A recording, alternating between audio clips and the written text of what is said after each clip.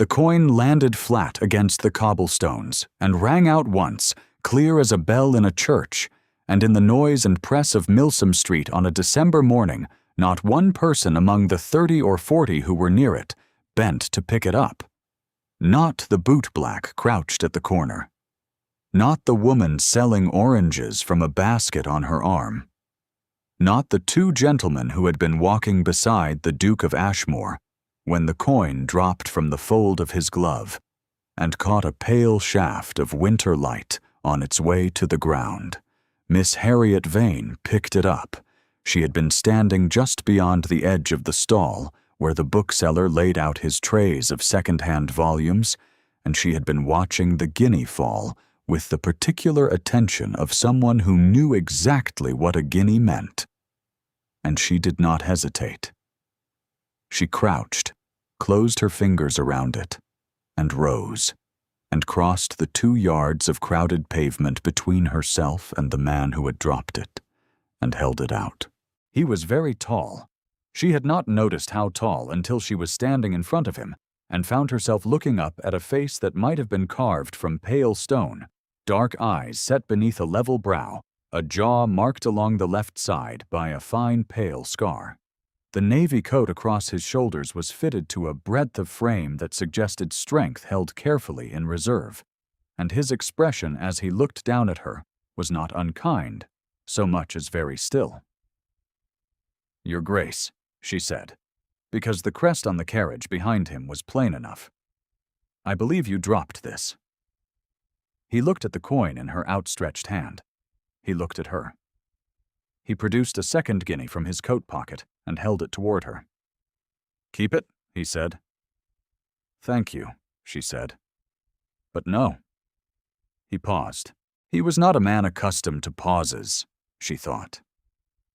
"Then take the 2, he said, and his voice was low and level and entirely without condescension, which made it somehow worse.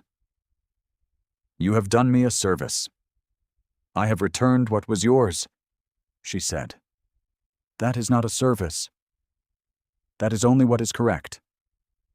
The coin was still in her hand, extended toward him.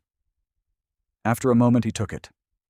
His gloved fingers closed over it, and for one instant the tips of them rested against her worn leather palm, and she felt the pressure of them through the cracked leather, and pulled her hand back and turned and walked away into the crowd.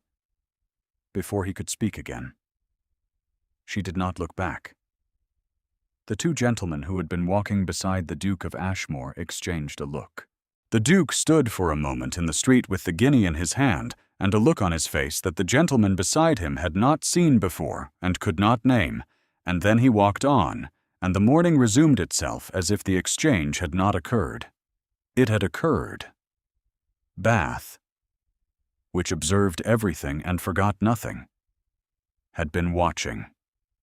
The lodgings on Laura Place were 2 rooms on the upper floor of a house that smelled of coal smoke and boiled cloth, and they were the best Harriet had been able to afford when she arrived in Bath 14 months ago, with her father's death fresh behind her, and his debts arranged neatly on a solicitor's desk like objects at an auction. The Reverend Mr. Arthur Vane had been a scholar of the old school, which is to say that he had read every book he could lay hands on, and parted with money as reluctantly as a man parting with a limb. He had believed his affairs would arrange themselves upon his death.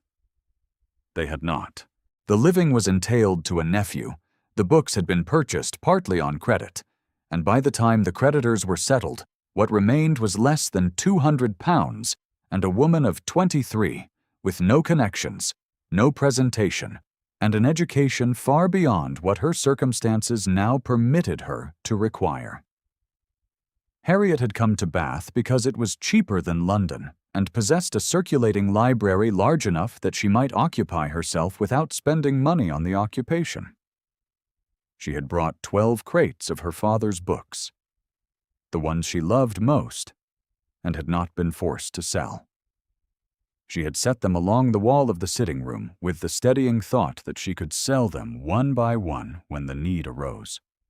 7 crates remained. She was not despairing.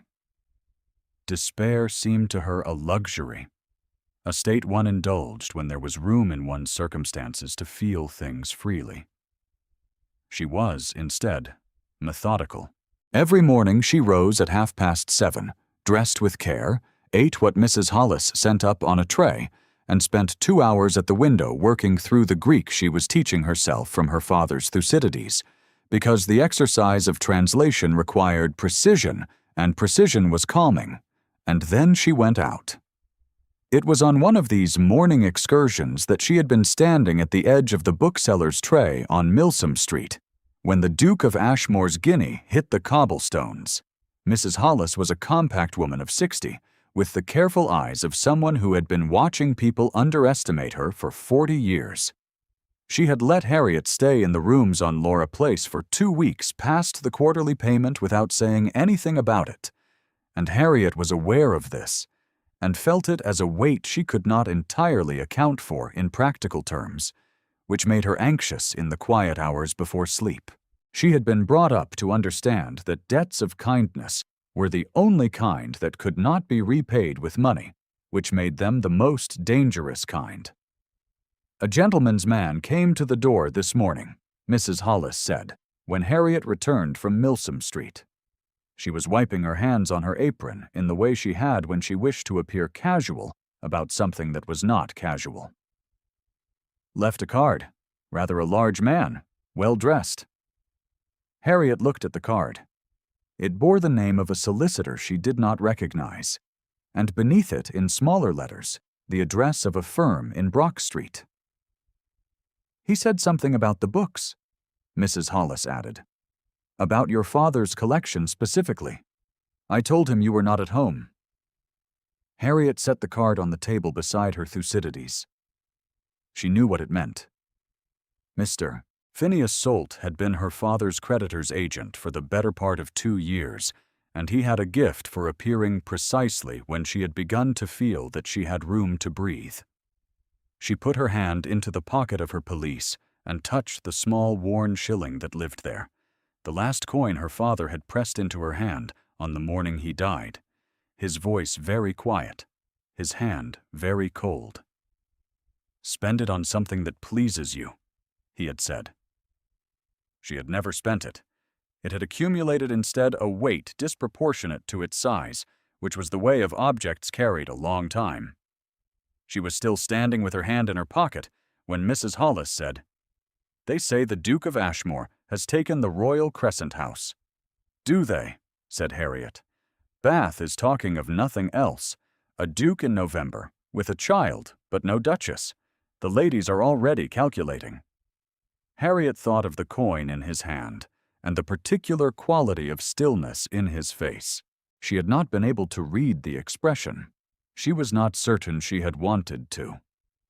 That evening there was a card party at Mrs. Collingwood's in the circus, and the following morning Lady Corwin, who was the great social authority of Bath in the season, and considered herself no less so out of it, said to her particular confidant that she had heard a ridiculous story from one of the footmen who had been present on Milsom Street.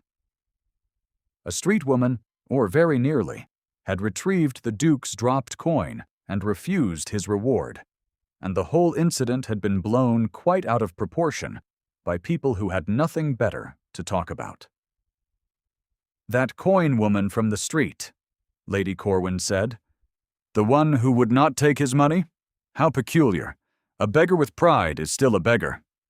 Her confidant agreed. The story had settled in Bath's social soil the way all stories did, and it was already putting down roots. 3 days after the incident on Milsom Street, a different man came to the door on Laura Place. This one was not Mr. Solt's agent. He wore the livery of a great house and carried a sealed letter on a tray, and he waited at the door with the patience of someone who had been told not to return without an answer. The letter was from the Duke of Ashmore's steward, a Mr. Gale, and it proposed, in the polite circumlocutory prose of professional correspondence, a position at Ashmore House in the Royal Crescent. Not as governess, but as a reader companion for His Grace's daughter, Rosalind, aged 4, who had recently lost her nursemaid and was in want of a calm and educated presence. The compensation mentioned was more than Harriet had been earning at nothing. The duration was unspecified. She wrote back that she was unable to accept. She wrote the refusal carefully, on the better of her 2 sheets of writing paper, and she gave it to the liveried man with a composure she was aware of performing. And she went back up to her rooms and sat down at her table and looked at the 7 crates of books along the wall and did not translate a word of Thucydides that afternoon. She was not a fool.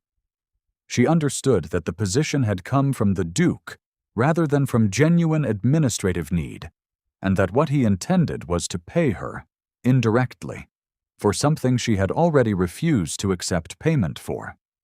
She felt the structure of it clearly enough to find it not exactly acceptable. She also understood that she had 6 weeks of rent remaining if she did not sell another book. She did not write a second letter. She waited. On the 4th day, she heard a knock at the outer door, and footsteps on the stair that were heavier than anyone who usually came to Laura Place.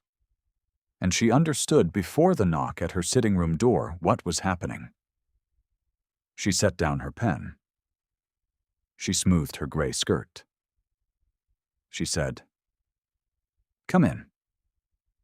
The Duke of Ashmore had to angle his shoulders slightly to fit through the doorframe. He stood in her sitting room and looked at it without expression. And she saw it through his eyes for the single second before she stopped allowing herself to do that. She saw what he saw. 2 rooms, 7 crates of books, a thin curtain. A cold hearth she had not lit because coal was expensive in the afternoons when she had a shawl and enough discipline. But he was not looking at the hearth. He was looking through the open doorway that connected her sitting room to the small parlor below, where Mrs. Hollis had gone when she heard the footsteps on the stair, and where Harriet's coins from her pin tray were laid out on the table beside Mrs. Hollis's hand, and Mrs. Hollis was counting them back. She had found 3 shillings in the pocket of an old coat she was giving to a charitable box and had brought them up, and Harriet had said they were Mrs. Hollis's and not hers, because she was reasonably certain that was true, and the exchange of returning them had been happening quietly while Harriet translated her Thucydides. He watched this for a moment. Then he looked at Harriet. "Your Grace," she said, "I sent a reply to Mr. Gale's letter." "I read it," he said. "Then you are aware that my answer is no." "I am aware," he said. He did not sit down, which meant she could not sit down either, and they stood on either side of the small table with her Thucydides between them and the cold hearth at her back. "I had hoped you might be willing to explain the reasoning." It was not what she had expected him to say. She had expected argument, or an improved offer, or the kind of patient condescension that rank sometimes took on when faced with an inconvenient refusal. She had not expected a request for explanation, and it caught her somewhere in the chest, the simple directness of it. "Because you are trying to pay me for something I did not do for payment," she said. "I returned your property. The act has been completed. It cannot be turned into a transaction, after the fact, by offering me employment I have not earned." He was quiet for a moment. His face held an expression she could not read, which she was beginning to think might be his most usual expression. "My daughter is 4 years old," he said. "She has been without her nursemaid for 11 days. She does not sleep well in unfamiliar houses. She asks for stories that neither I nor my remaining staff know how to tell." Harriet looked at him. "I am not proposing a transaction," he said. "I am asking for help. Those are not the same thing." She thought about the 7 crates of books. She thought about the worn shilling in her pocket and the 6 weeks of rent that remained without selling another volume. She thought about the nursemaid of 11 days' absence and the child who did not sleep in unfamiliar houses. And she thought about the fact that she had never in her life turned away from a thing that was simply, clearly, needed. "I would require references from your steward," she said. "In writing. and the position must be understood to be temporary. "Understood," he said. He left, angling his shoulders through the doorframe again, and she listened to his steps on the stair until they faded. And then she sat down at her table and put her face in her hands for precisely 30 seconds, which she permitted herself because there was no one present to see it, and then she lifted her head and began to write a fresh translation. Ashmore House occupied the third position in the Royal Crescent, and on clear mornings the light came through the front rooms with an extravagance that seemed almost inconsiderate compared to what Harriet was accustomed to. She arrived each day at 8:30 and left each day at 4:30. She maintained these hours with care. She was here in a professional capacity and intended to remain clear about that. Rosalind Cavendish Rail was 4 years old and had her father's dark gray eyes and an absolute certainty about the kind of stories she required. She had not found the previous nursemaid's storytelling satisfactory, a fact she communicated with directness. She wanted stories about animals who were also somehow people, and about problems solved through cleverness rather than fortune.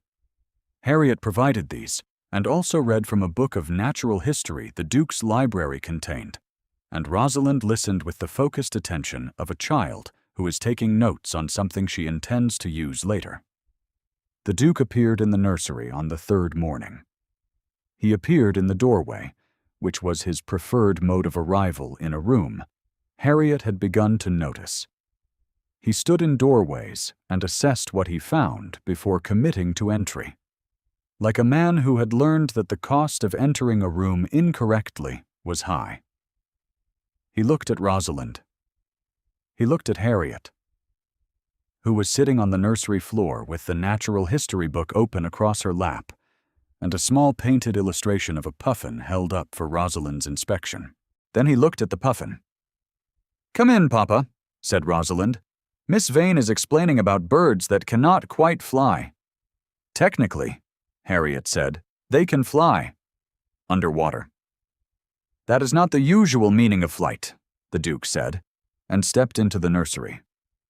It was the closest thing to a light remark she had heard from him, and she was careful not to react to it because she was here in a professional capacity, and professional capacities did not register the unexpectedly warm quality of a man's voice when it said something very slightly wry about puffins. He did not stay long. He asked Rosalind 2 questions about her morning, received 2 detailed answers, and left. He had come, and that was something she filed away without meaning to. The second time he appeared in the morning room, where Harriet had gone to collect her shawl before the afternoon walk, he found her reading a letter she had not finished that she had brought from Laura Place. She heard his step in the corridor and folded the letter quickly, but not quickly enough, and he stopped in the doorway and said, "Do not stop on my account." "It is only a letter," she said, "from my father's former pupil. He is now a curate in Northumberland, and writes occasionally to inquire after my welfare." "That is kind of him," the Duke said. "It is," she agreed. "He is one of 3 people in the world who think to do it." She had not meant to say that.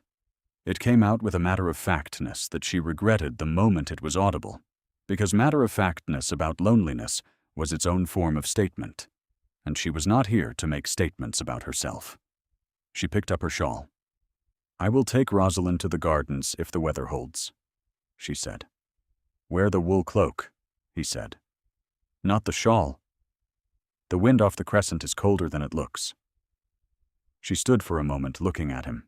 The instruction was delivered without ceremony, without condescension, in the level voice he used for everything, and she understood it as he intended it, which was as information, as care compressed into practical direction, because he was a man who could not yet express care in any other form, and she was not certain she was supposed to understand it as that. And so she said only, "Very well, Your Grace," and took the wool cloak from the hook and went to find Rosalind. She did not examine the warmth in her face until she was outside, where the cold off the crescent accounted for it entirely. There was an assembly at the pump room that week, and Lady Corwin was there with her niece, Miss Cecilia Drummond, who was 22 and blonde and possessed of diamonds at her throat that caught the light every time she moved her head. Lady Corwin had placed herself at the angle of maximum visibility, and when the Duke of Ashmore arrived, she moved toward him with a sureness that suggested the interception had been planned the night before. Harriet was present because Mrs. Hollis had pressed her to go, on the grounds that a young woman who remained entirely in lodgings or in the Royal Crescent would lose what little color she had, and Harriet had conceded the point. She stood near the window with a glass of the waters she was not drinking, and she watched Lady Corwin take up a position beside the Duke and begin the careful work of making Miss Drummond visible. "You'll remember no one, Your Grace, from that street scene," Lady Corwin said, loudly enough that Harriet, who was 6 feet away, could hear it clearly. A beggar girl making theater of her dignity. Nothing more. Bath has a great many characters in the outer months. One simply learns not to attach significance to them. She turned slightly toward Harriet in the way of a woman who has decided you do not exist, which is different from not seeing you. It is seeing you and concluding audibly that you do not signify. "Now, my niece has been hoping for an introduction, Your Grace, and I believe you will find the acquaintance worthwhile." Harriet set down the glass of waters. She left the pump room before the introductions were completed and walked back toward Laura Place in the thin, cold air of December. And she was entirely fine. She had known what she was in Bath's social economy, and Lady Corwin's version of it was only the public edition of what the private calculation had always been.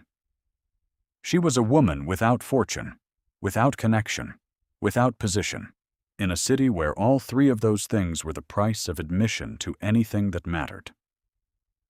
The Duke's wool cloak was warm, though. She had forgotten whose it was until she was halfway home. If you have ever felt the particular invisibility of a room that has decided not to notice you, stay with her a little longer. There is more to this story than Bath has yet decided to permit. The portrait hung at the top of the main stair at Ashmore House, on the wall that caught the afternoon light from the high window above the landing, and Harriet had been climbing past it for 2 weeks before Rosalind stopped on the 4th step from the top and pointed to it and said, "That is Mama." Harriet stopped. The woman in the portrait was perhaps 25, with fair hair dressed in the style of 5 or 6 years ago, and a composed expression that might have been happiness or might have been the particular form of stillness one learned to produce for a painter. She was beautiful in a way that was quiet rather than arresting, and she looked out of the canvas at the viewer with an expression that Harriet could not characterize except to say that it was unguarded, which for a portrait seemed unusual. "She is very lovely," Harriet said.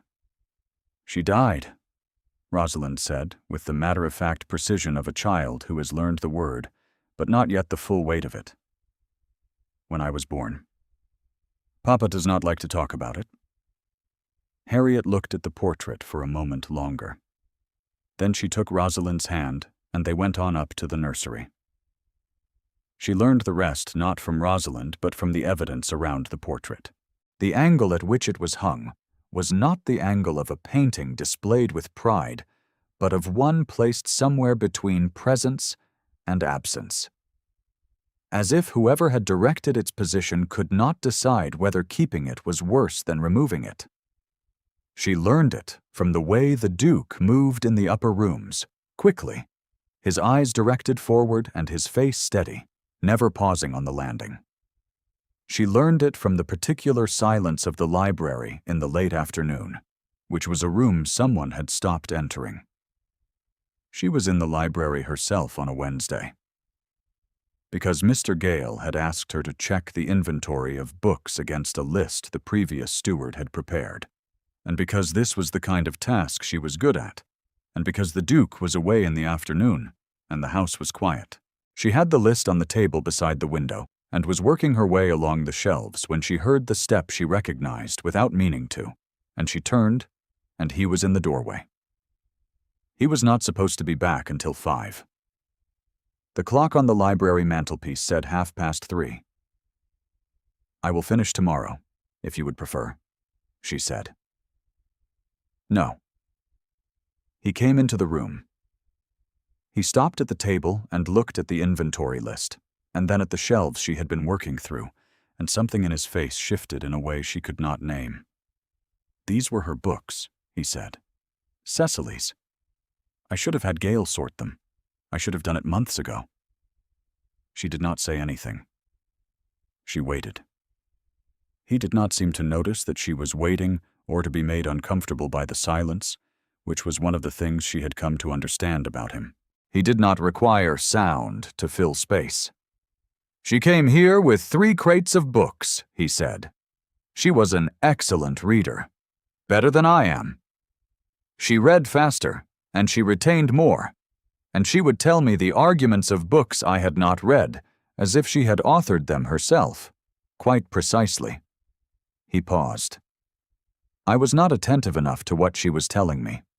At the time, I thought there was more time." Harriet looked at the shelf in front of her. She thought about 3 crates of books, and a woman who read faster than he did. And she thought about the painting at the top of the stair. "I am sorry," she said. Losing someone before you have finished understanding them is its own particular form of grief. He looked at her then, directly, and she felt the look travel somewhere below the ordinary register of social attention, in the way of a thing that lands in the body before it is processed by the mind. She did not look away. She had not noticed that her hand had gone into her pocket until she felt the shilling under her fingers, the worn edge of it, the specific weight of it in her palm, and she realized that she had drawn it out without thinking, which she sometimes did when she was alone, but had not done in company. And she looked down at it in her hand and felt the exposure of the moment, in the way one feels a stair that is not where the foot expected it. He was watching her. "It was my father's," she said, before the silence could become a question she had not chosen to answer. "He gave it to me the morning he died. He said to spend it on something that pleased me." She turned it over in her fingers. "I have not spent it." "What has stopped you?" he said. She thought about this. It was not a question she had ever answered aloud, partly because there had not been many occasions on which someone had asked it, and partly because the answer, when she followed it to its foundation, had a vulnerability to it that she had not been in the habit of permitting. "I think," she said slowly, "that I cannot spend it as long as I am not certain what pleases me. He gave me the instruction when I still knew. I have been in some doubt since then." He was quiet for a moment. The afternoon light through the library window was the gray gold of December in Bath, the kind that made the room feel sealed from the day outside. "I understand that," he said, "the certainty about what constitutes pleasure when something has been taken. One loses the instinct for it." She looked at him, and he looked at her, and neither of them said anything further. She understood, in the wordless way of people who have said a true thing to each other in a room with good light, that they had arrived somewhere neither of them had intended to arrive, and that neither of them had moved to leave it. She put the shilling back in her pocket. "I will finish the inventory on Thursday," she said, and he stepped back from the table, and she gathered her papers and went down the stairs past the portrait at the landing without looking at it. She walked home along the Royal Crescent in the gray December afternoon and was aware, all the way to Laura Place, of the particular quality of the silence in that library. She did not permit herself to examine it. Lady Corwin's dinner was held on the 22nd of December at her house in the Circus, and it was for 12 covers, which was an intimate number in Bath social arithmetic. And the placing had been arranged with the precision of a military maneuver. The Duke of Ashmore was at the head of the table. Miss Cecilia Drummond was at his right hand. Lady Corwin was at the other end, from which position she could observe the operation's success with the satisfaction of a woman who had positioned her pieces correctly. Harriet was not at the dinner.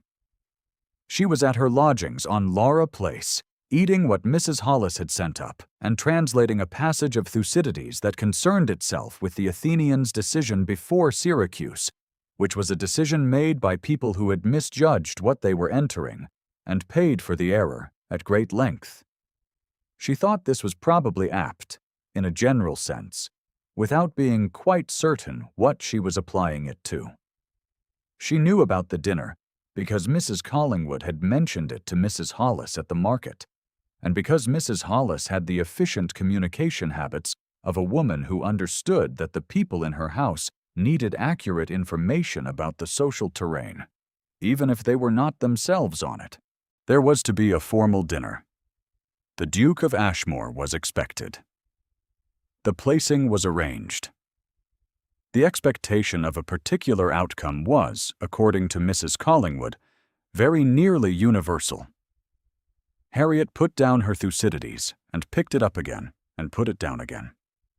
She was aware, with a clarity she would have preferred not to have, that she had no claim on any particular outcome. She was employed in a temporary capacity to read to a 4-year-old, not to become a consideration in anyone's social arrangements, and the fact that she had spent 2 afternoons in a library with a man who looked at her in a way she did not know how to characterize was not, under the laws of either sentiment or social reality, a claim on anything. She knew this. She had known it from the morning on Milsom Street, which was the morning she had first understood that she was in a part of Bath where her existence was decorative at best and inconvenient at most. In Mrs. Harrowfield's withdrawing room the following morning, where a cluster of ladies gathered on Thursday mornings for no particular reason beyond the species comfort of gathering, Miss Drummond's mother said to 3 attentive faces, "The coin woman has been seen at Ashmore House twice this week. She is reading to the child, apparently, in some unofficial capacity. One wonders what a beggar girl offers a duke that a proper candidate cannot." She paused for effect in the way of a woman who knows her effect will be satisfying. "Nothing that a competent nursemaid could not supply at considerably less social inconvenience, I should imagine." The 3 attentive faces agreed, and the tea was poured, and the topic moved on. Harriet did not hear this exchange directly. She heard the shape of it 3 days later from Mrs. Hollis, who had it from Mrs. Collingwood, and who had decided Harriet would prefer to have it. She was still considering how to receive the information when Mr. Solt's agent arrived. The agent presented a document at the door of Laura Place with the clean forward motion of someone completing a task. It was a notice to vacate within a fortnight, by reason of outstanding arrears. Harriet looked at the document. She had the money for 2 of the 3 months outstanding. She had been managing on the assumption that a 3rd month's worth was forthcoming from the position at Ashmore House, and that assumption was not incorrect on its face, but did not account for the 2 weeks that had passed without Mr. Solt's office being informed of the improvement. She signed the document and thanked the agent, and closed the door. Mrs. Hollis did not come upstairs, which was how Harriet knew she had already seen the agent's arrival, and was giving her the hour alone that the circumstance warranted. Harriet sat down at her table and pressed her hand flat against the Thucydides, and breathed carefully until she was certain she was not going to do something she would regret. She was not going to stay at Ashmore House. That had been clear since the pump room and the audibility of Lady Corwin's dismissal. What had felt, in the library in the December afternoon, like a genuine exchange between 2 people who understood something similar about loss, was not the same thing as a social reality. She could not allow herself to stay on the basis of what she thought she had seen in his eyes, because to stay on that basis would be to have misread the situation entirely, and she was not in a position, financially or otherwise, to be wrong about something this central. She needed 2 weeks to find new lodgings. She also needed to give notice at Ashmore House, which was a thing she had been putting off, and which she was not looking forward to. Not yet. 2 more days, she told herself. 2 more days with Rosalind, and then she would write the letter and be done with it cleanly. There are moments in a life where the most important choice is not the dramatic one, but the quiet one, made alone at a table without any witness. If you have found yourself at such a table, you will know what the next 2 days cost her. She wrote the letter on the morning of Christmas Eve. She drafted it 3 times before she was satisfied with the tone, which needed to be grateful, without being pathetic, and clear, without being cold. She thanked Mr. Gale for the position, noted that her circumstances had changed, and recommended qualities for Rosalind's permanent nursemaid. She sealed the letter with the last of her sealing wax. Then she sat for a moment with her hands flat on the table. The Duke had not spoken. This was the fact she had been carrying for 2 weeks, not sure whether it was a burden or only an object that felt heavier at certain times of day. He had looked at her in a library in December and said things about grief and the loss of the instinct for pleasure. And she had drawn a shilling from her pocket and said something honest.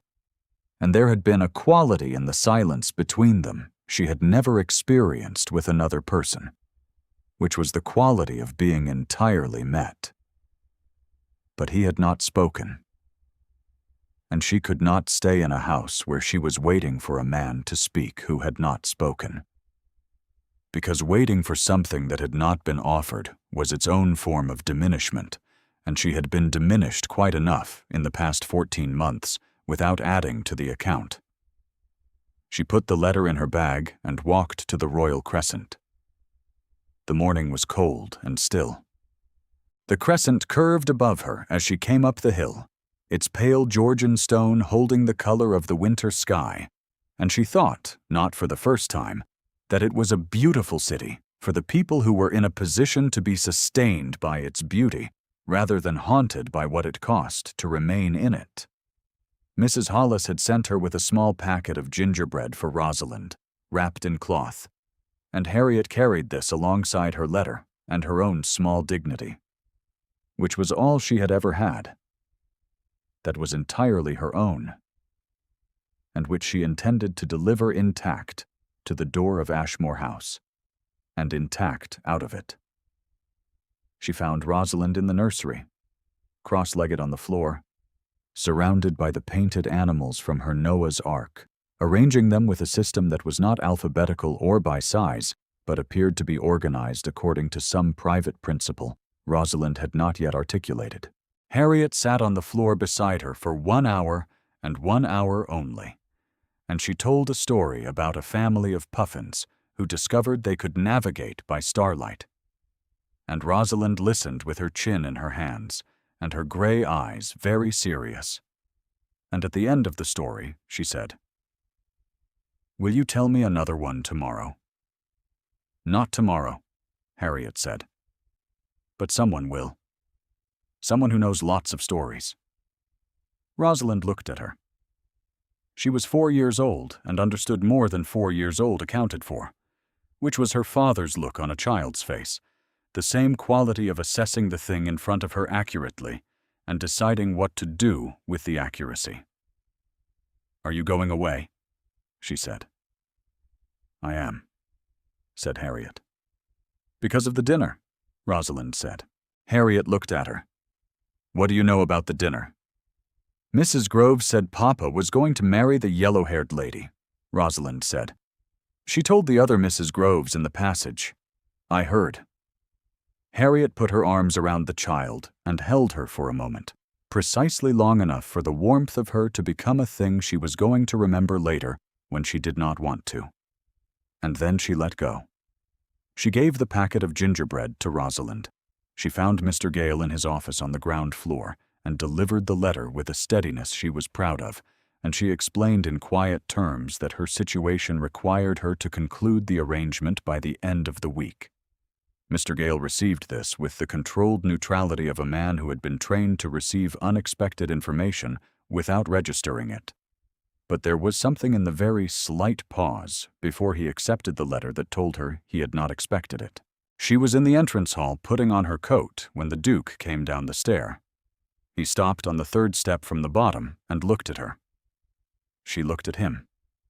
She had her coat half-buttoned and her bag on her arm, and there was no position in which she appeared at advantage, which was, she thought, entirely appropriate to the situation.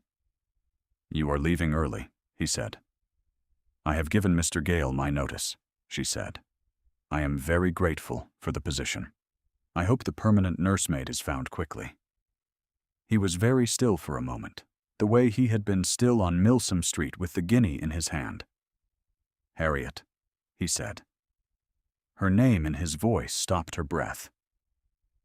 He had never used her first name before, not once in the 3 weeks she had been in this house, and she heard it land in exactly the way she had been afraid it would land, which was as something that rearranged the room.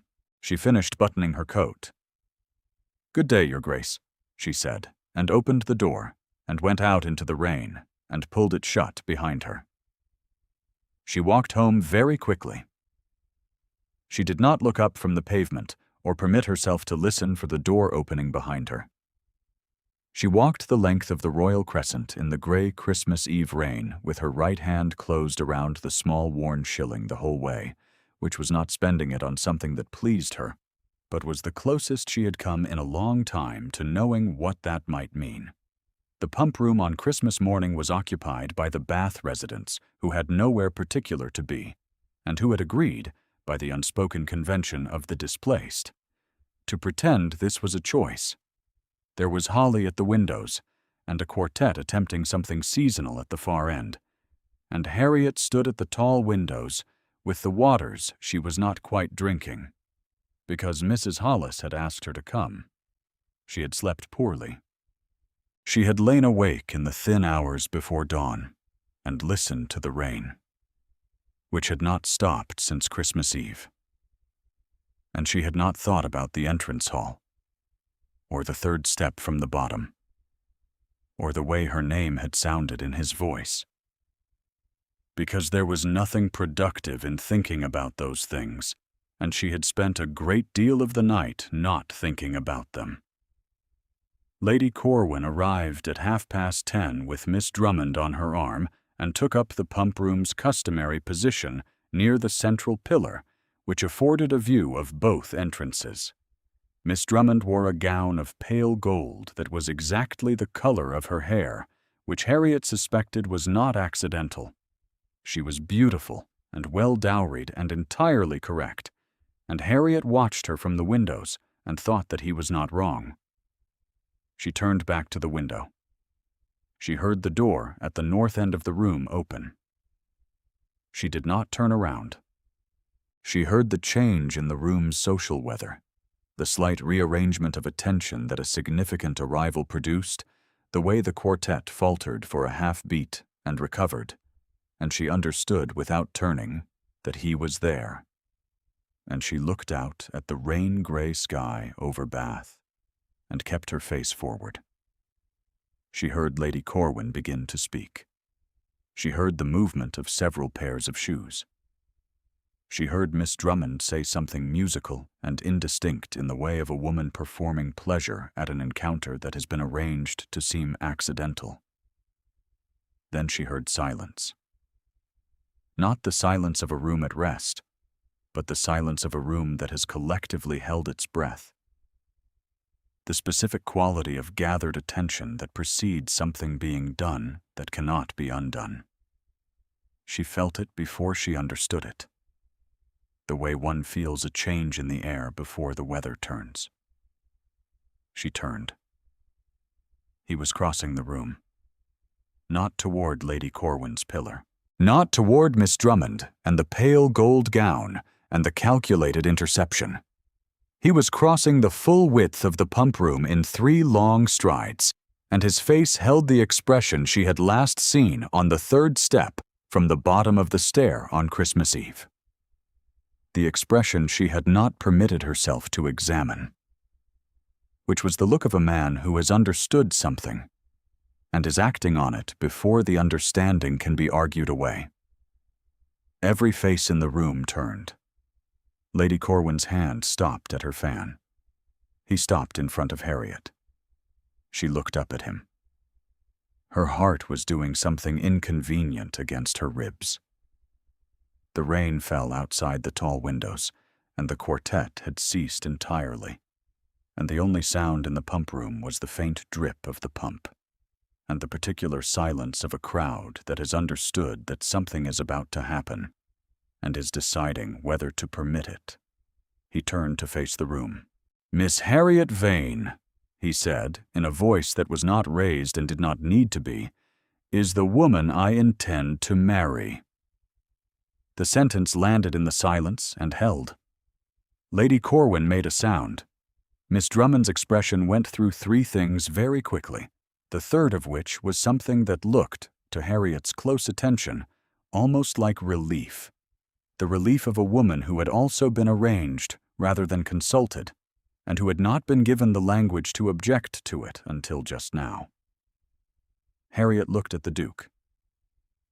"You might have told me first," she said. "I tried," he said. "You closed the door." She was quiet for a moment. The pump room was very still around them, 30 people pretending with great difficulty not to be listening, and the holly at the windows moved slightly in a draught. "I am not a suitable match," she said. "I have no fortune, no connection, no position, and no family of consequence." "I am aware," he said. "I do not find that it weighs against the other considerations." "What other considerations?" she said. He looked at her, and she felt the look reach somewhere past the ordinary management of her composure to the thing beneath it, that she had been very carefully not looking at for 3 weeks. "That you returned something to me," he said. "That I had believed I lost." He paused. "I am not talking about the guinea." There was a sound from somewhere in the assembled room that might have been several people exhaling simultaneously. Harriet looked at him for a long moment. The shilling in her pocket was a weight she was aware of, the way she was aware of her own pulse. "Very well," she said. "Then perhaps we might discuss the other particulars privately, Your Grace." "Edward," he said. She met his eyes. He met his eye. Something in her chest, which had been held very carefully in place for a long time, let go. "Edward," she said. He offered his hand. She took it. They left the pump room together, into the rain-dark street, and behind them Bath rearranged itself around what had just happened, and Lady Corwin folded her fan and said nothing at all, which was the most significant silence she had produced in 30 years of social operation, and Miss Drummond accepted a cup of the waters and looked quite peacefully at the window, as if something had been resolved that she had not known was pressing on her. The rain stopped on the 27th of December, and the new year came in cold and clear. And by February the house on the Royal Crescent had a great deal more warmth in it than it had possessed in December, which had to do with fires, and also with company, and also with the particular quality of a household in which someone has been found who was previously missing, and has been invited to remain. Harriet sat in the small sitting room on the first floor that had been made hers in the late weeks of January, the one with the view across the Crescent's green, and the window she had been allowed to arrange as she liked, and she held the shilling in her palm, and looked at the fire. She had spent it. Finally, she had spent it on something that pleased her, which was the matter of informing the world that she intended to stay in this house, by the specific action of placing the small worn shilling on the mantelpiece above this fire, beside the miniature of her father in its modest oval frame, on the morning she moved her 7 crates of books up the hill from Laura Place and arranged them along the walls of the room that was now hers. Her father had told her to spend it on something that pleased her. She looked at the fire. She listened to the house around her, which was Rosalind asleep down the hall, and a step somewhere on the stair, and the particular quality of a silence that was not empty. She set the shilling on the mantelpiece, where it caught the firelight. It stayed there.